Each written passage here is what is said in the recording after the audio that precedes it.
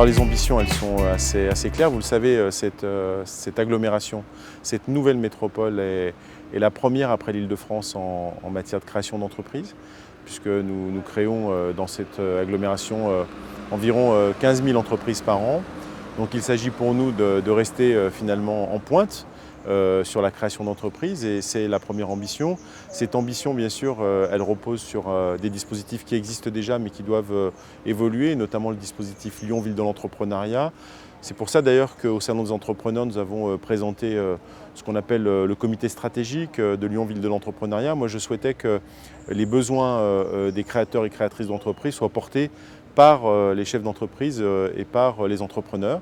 C'est pour ça que nous avons un comité stratégique qui est constitué d'une dizaine de chefs d'entreprise qui, pour certains, ont créé il y a très peu de temps. Et c'est avec eux qu'on va faire monter les nouveaux besoins, parce qu'on constate aujourd'hui qu'il y a vraiment de nouvelles formes d'entrepreneuriat.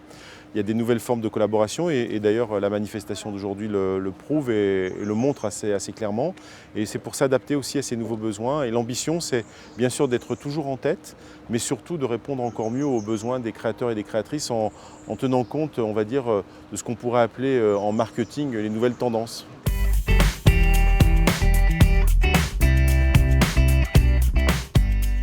Elle peut trouver une place de choix parce qu'en clair, aujourd'hui, on voit très clairement que dans ces nouvelles façons d'entreprendre et dans plutôt ces nouvelles façons d'aborder l'entrepreneuriat, il y a quelque chose qui est sans doute qui n'existait moins il y a quelques années en arrière, c'est cette co-construction.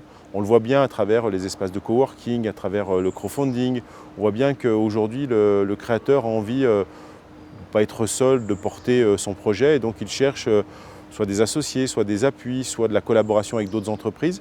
Et je crois que, ma foi, cette plateforme, elle s'inscrit complètement dans cette logique-là. Et donc, il n'y a aucune raison, voire il y a beaucoup de raisons, qu'elle soit un acteur important de la création d'entreprises dans notre agglomération.